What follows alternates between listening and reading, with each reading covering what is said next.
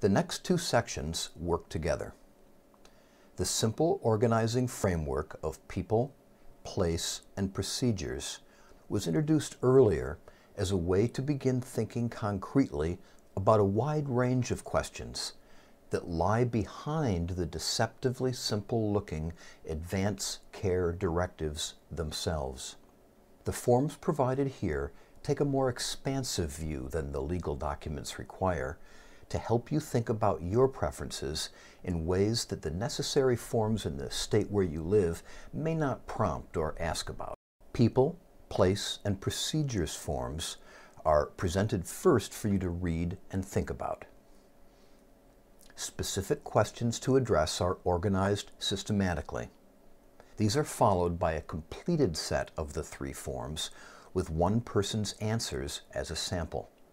The third version is yours to fill out. You may prefer to complete your forms first and then look at the sample afterward. There are no restrictions on how you proceed through the sequence. Now let's take a closer look at each of the three forms.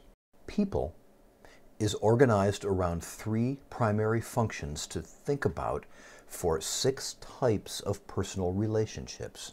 The functions are not so clearly separable, but there are some distinctions worth considering.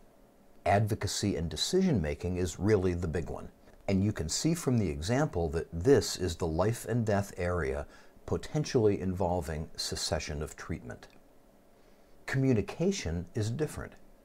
It means thinking about who gets notified about what and by whom. The last column, medical care, is about healthcare providers, who you may wish to do what and who you don't. The form is set up to prompt you with relevant questions about these functions for a list of personal relationships you may or may not have. As you scroll down the rows, just think about the ones that are important in your life. Starting with a spouse or partner, you can consider the most basic questions about their involvement and legal role, and then look in more detail at each of the three functions. This is the framework for all the types of relationships to think about here. The Places form has a similar structure, but with different ideas behind the columns and rows.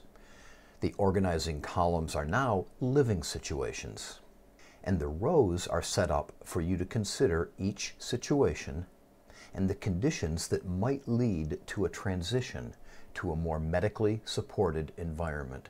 Starting with living at home as a dying person, you can consider the most basic questions about the limits and feasibility of living independently with respect to medical institutions, and then look in more detail at all the dimensions of the living situation. Last is procedures, the area which gets closest to the legal advance care directives. Like the others, this form is organized into 3 columns of defining conditions at the end of life, and 6 treatments, which you may or may not want to have administered, depending on the condition. First, the basics, then the more detailed review. Treatments are defined very broadly, not just a medical procedure like CPR, but also life-sustaining treatments like food and water. Whenever you are ready, you can move over to the personal worksheet version of the forms, which look the same but are provided as a text file for your own word processor, and a Google document for those using the popular free Google Web Service. Or, as you wish or need, take a look at a completed sample before trying your own. Think of this work as your most expansive but also focused exploration and written description of your preferences around a range of possible endings.